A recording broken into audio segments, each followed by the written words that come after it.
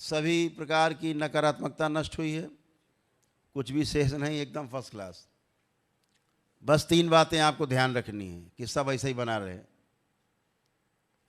अगर ये 3 बातें आप समझदारी से करेंगे, जो दरबार के नियम में आते हैं, जो कि कम से कम 100 में से 10% लोग हैं जो नहीं पालन करते हैं, फिर उनमें से जिनको ज़्यादा कष्ट होता है 2-3% फिर रोते हुए आते हैं। और एक ही बात होती है उनसे कि ये तुमने 3 चीज़ें, रोज़ कहता हूँ, प्रतिदिन कम से कम 3 बार तो हम ये चर्चा करते हैं। पहला, संकल्प ना करना। आपने सोचा बस हवन कर लिया, अब तो सब भगवान का काम है, अब भगवान नौकर हो गए हमारे, हमने तो हवन कर लिया, अब सब काम उन्हीं का है। अब भगवान खाना भी गेहूँ पैदा करेंगे, खेतों में काट के लाएंगे, सुखाएंगे, उसके बाद आटा बनाएंगे, फिर आटा माड़ के रोटी बनाएंगे, सब्जी बनाएंगे, हमको खिलाएंगे, भगवान मुंह के अंदर कर देंगे, हमारा पेट भर जाएगा। ये भगवान का काम है सब। तो जो ये सब आपकी सोच है उसको बदलिएगा।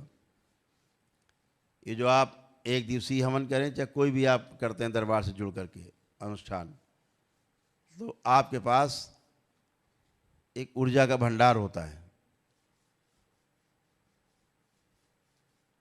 उस ऊर्जा के कारण ही जो आप संकल्प और प्रार्थना करते हो वो पूर्ण होते हैं। ध्यान रखो, बिना संकल्प और प्रार्थना के आपका कोई भी संकल्प पूरा नहीं होता, कोई भी कष्ट आपके नहीं जाते। ध्यान रखना, वो जरूर करें। जैसे रुपया तो कमा लिया, रखा हुआ है घर में, बैंक में, पॉकेट में, लेकिन जब तक इच्छा नहीं करोगे कोई सामान लेने की, तब तक वो मिलेगा नहीं। मिलेगा कब? जब खर्चा करोगे ऊर्जा, पैसा, तो मिलेगा तो इस्तेमाल करोगे, सुख होगा।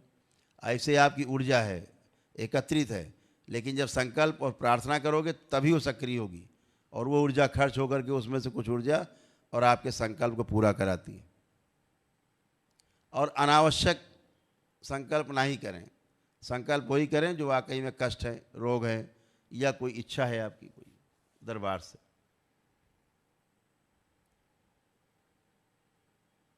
दूसरा कि परिवार का कोई सदस्य संकल्प नहीं करता, उसके लिए आप चिंतित होते हो, दरबार से प्रार्थना करते हो, उसकी स्मृतियाँ, नकारात्मक रोगी स्मृतियाँ, उसके रोग और कष्ट आपकी तरफ खींचते हैं, आपके शरीर में आते हैं, आपको कष्ट होने लगता है, लेकिन आपके द्वारा निकल करके उसके कष्ट नष्ट होते हैं। आपको लगता है हमें कष्ट होने लगा, भागो दरबार। ध्यान रखो, दरबार भागने की जरूरत नहीं है, उसका संकल्प करना बंद कर दो, या डीएनएस निकाल के बाहर कर दो उसको, आपको कष्ट नहीं होगा। लेकिन वो क्या करता है, वो हीरो बना घूमेगा, या हीरोइन बन के घूमेगी लड़की घर में, अरे हम तो ठीक है, तुम ही बीमार हो, तुम करो, हमें नहीं करना। तो फिर आप उसके लिए चिंतित होते हो।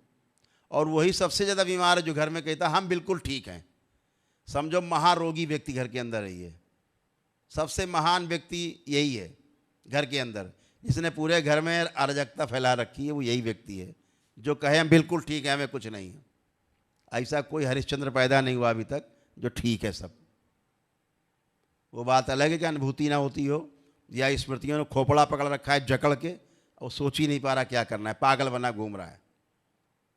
तो आप जब उसके लिए संकल्प करते हो तो उसकी नकारात्मकता, उसके रोग, उसके कष्ट आपकी तरफ ट्रेवल होते हैं, जो उसके अंदर रहते ही हैं, फिर आपको कष्ट होते हैं। तो ध्यान रखो, या तो संकल्प ना करो, उसके लिए प्रार्थना ना करो, कष्ट नहीं आएंगे, करोगे तो आएंगे। तो इसमें रोने की जरूरत नहीं, भागने की आवश्यकता नहीं है। सीधे समझ लीजिए कि हम कर रहे हैं प्रार्थना संकल्प, तो कष्ट आ रहे हैं। उसके लिए क्या करना है, संकल्प प्रार्थना के बाद आंखें बंद करके दरबार से प्रार्थना करो कि हमने जो भी प्रार्थना संकल्प अपने बच्चे के लिए, पति के लिए, जिसके लिए भी किया है, या पत्नी के लिए, तो जो गंदगी मुझ में आ गई है, जितनी स्मृतियाँ आ गई, वो सब नष्ट कर दी जाए। इतना बोलना है, आंख बंद करके दरबार से 3 बार ओम नमः शिवाय बोल के आँख खोलोगे, आपका भी कष्ट चला जाएगा निकल के। ये छोटी सी बात ध्यान रखनी है, इतने से ही कल्याण है, तो भागम भाग नहीं। दूसरा, लेपन के लिए बोला जाता है कि तमाम नकारात्मक रोगी स्मृतियों के कारण, नकारात्मकता के कारण मस्तिष्क में सूजन उत्पन्न होती है इस हाड़ मास के शरीर में। आपके तमाम संकल्प, तमाम प्रार्थना, तमाम अनुष्ठान के कारण करीब 50-60% सूजन समाप्त हो जाती है मस्तिष्क की, जिसके कारण आपके रोग जाते हैं तमाम। नकारात्मकता नष्ट होती है। प्रमाण है आपके सामने कि आप बैठे हैं स्वस्थ होकर। तो केवल लेपन करने से वह सूजन बची हुई भी नष्ट होती है। ये भी ध्यान रहे, इस सूजन को नष्ट करने के लिए अभी तक पूरे विश्व में, इस पृथ्वी पर अभी कोई औषधि नहीं बनी है जो आपके मस्तिष्क की सूजन को दूर कर सके। जैसे दरबार के आपके सब हवन सिद्ध हैं, अनुष्ठान सिद्ध हैं, ऐसे ही बाबा माँ के द्वारा लेप सिद्ध है, सिद्ध लेप है। इसको जब आप लगाते हैं मस्तिष्क में, सिर पर, धीरे धीरे सूजन जाती है। जो साधारण रूप से कष्ट में रहे वो 3 माह, बाकी लोग 6 माह, जैसे पागलपन जैसा, उठा पटक, तोड़ फोड़, पेशी वेशी आना, या डिसऑर्डर रहे हो ब्रेन के, जैसे डिप्रेशन है, एंजाइटी है, तमाम ओसीडी है, गंदा गंदा फील करते रहो, गंदगी रही हो, चिड़ नफरत, तमाम तरह की गंदगियाँ मन में रही हो, पागलपन जैसा दौरा पड़ता रहो कि मर जाए मार डालेंगे, गुस्सा खूब रहता रहा हो, मस्तिष्क की कोई विकार रहे हो, ब्रेन डिसऑर्डर हो, तो वो कम से कम 6 माह लेपन करे तो मस्तिष्क की सूजन जाती है। ये सूजन जब तक रहेगी आप में नाना प्रकार के रोग उत्पन्न करेगी, शरीर के अंदर भ्रम पैदा करेगी पहले तो, क्योंकि भ्रम से ही रोग उत्पन्न होते हैं। अगर मस्तिष्क भ्रमित रहेगा आप कभी स्वस्थ नहीं रहोगे, और मस्तिष्क भ्रमित तभी होता है जब उसको ऊर्जा नहीं मिलती, उसको खून और ऑक्सीजन की प्रॉपर सप्लाई नहीं मिलती, तो ये सब होगा। तो ये ध्यान रखो कि आपको लेपन करना है ताकि मस्तिष्क की सूजन समाप्त हो, क्योंकि सूजन रहेगी तो फिर ट्यूमर्स बनने शुरू होते हैं ब्रेन में। बस खेल यहीं से शुरू होता है।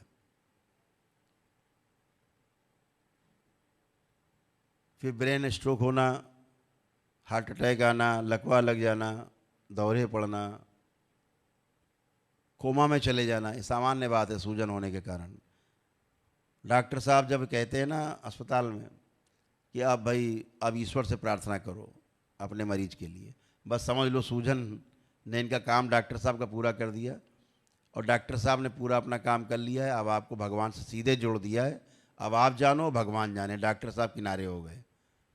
तब आप जब मर गया मरीज, तब बाद में कहो भाई डॉक्टर साहब ने तो बहुत बेचारे ने कोशिश करी, क्या बताएं भगवान ने रूठा था। अब भगवान के ऊपर सारा तोहमत मढ़ दी। तो ये जो सूजन है आपकी, ये कमाल की है। डॉक्टर साहब की औकात नहीं है कि सूजन को छेड़ भी सकें, क्योंकि आज तक ऐसी कोई औषधि बनी नहीं जो ब्रेन में चली जाए सीधे। डॉक्टर साहब क्या कहोगे, बाप भी नहीं कर पाएंगे कुछ। जो सो गए हैं पीछे के शरीर, वो डॉक्टर साहब जानते नहीं शरीर होते भी हैं। वो तो हाड़ मांस वाला है शरीर जानते हैं, डॉक्टर साहब चीर फाड़ देंगे इसको। लेकिन पीछे के जो शरीर हैं, 6 शरीर, उनके बारे में डॉक्टर साहब को क्या, उनके खानदान को नहीं पता, तो क्या होगा। बीमार तो पीछे के 6 शरीर हैं, उनमें से सो गए शरीर, वो जगाएंगे कहाँ से। वो शरीर ही नहीं जानते जगाएंगे कहाँ से, वो मानते ही नहीं शरीर होते। तो इसलिए अपना ये लेपन वाला कार्यक्रम जरूर करेंगे। बाद में लोग हमसे कहते हैं गुरु जी आपने हमसे नहीं बताया था। तो अलग से बेटा किसी को चिट्ठी नहीं देनी है, रोज़ हम बोलते हैं करें ताकि आप इससे निजात पाएँ सूजन से। परिवार के सदस्यों में जिन जिन को कष्ट हैं जरूर करें।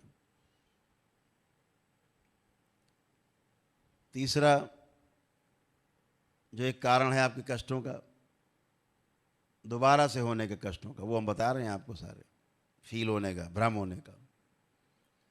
जिसकी पूजा करते करते आप थक गए, लेकिन रोग थे कि बढ़ते गए, कष्ट थे कि बढ़ते गए, समस्याएं थी कि बढ़ते गए, समझ लेना इन्हीं के कारण तुम्हें समस्याएं हुई हैं। यही है वो पापी नकारात्मक ऊर्जा जिसकी आप पूजा करते रहे, लेकिन वो दुष्ट कुछ और ही थे। ये कौन होते हैं? ये वो होते हैं जो आप घर के मंदिर में 8 अंगुल से ऊंची मूर्ति रखते हैं। इससे ऊंची मूर्ति मतलब आप नकारात्मक ऊर्जा की पूजा पाठ कर रहे हैं। कहीं से पत्थर पत्थर उठा लाए रख के लगे पूजा करने, कहीं पेड़ के नीचे रखा पत्थर पत्थर, किसी ने कोई मूर्ति रख दी, आप किसी ने अगरबत्ती खोस दिया, आप जाके लगे पूजने। सब नकारात्मक ऊर्जा का वास होता है, गंदगी होती है। केवल बताए गए तिथि और त्योहारों पर ही वृक्षों का, नदियों का पूजन करना चाहिए। बताई हुई तिथियों पर, बताए गए मुहूर्त पर, अपने आप नहीं।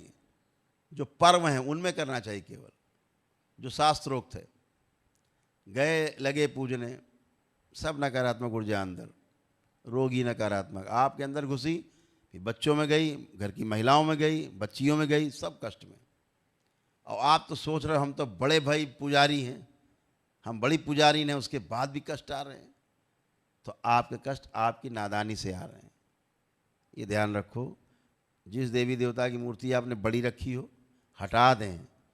वो बिना प्राण प्रतिष्ठा की मूर्ति है, शास्त्रोक्त नहीं है। उन्हीं देवी देवता की छोटी मूर्ति ले आएं, उसको रखें, उसका पूजन पाठ करें, उसको प्रवाहित कर दें गंगा जी में, बड़ी को। ये ध्यान रखें।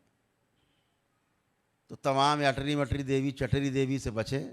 तमाम लोग गांव में नाटक बना लेते हैं, बोलते हैं हमारी तो परंपरा चली आ रही है। अभी एक सज्जन बोले हमारे तो बलि दी जाती बराबर। भैया बचो भाई अली बली से, नहीं तुम जरूर निर्बली हो जाओगे। हो ही गए हो क्या जाओगे। जैसे अपनी प्यारी माता कामाख्या के दरबार में चल रही बलि। अब यहाँ एक बकरा आपके सामने काटा जाए, यहीं पर बीच में रख के भैंसा काटने लगे कोई आके आदमी, कैसा लगेगा? अच्छा लगेगा? नहीं लगेगा। किसी को अच्छा नहीं लगता, माँ को भी अच्छा नहीं लगता। माँ क्रोधित होती है, ऐसे कुकृत्यों से अप्रसन्न होती है, और माँ कठोर दंड देती है। जो करता है, करवाता है, करने के लिए प्रेरित करता है, तीनों कृत, कारित और अनुमोदित,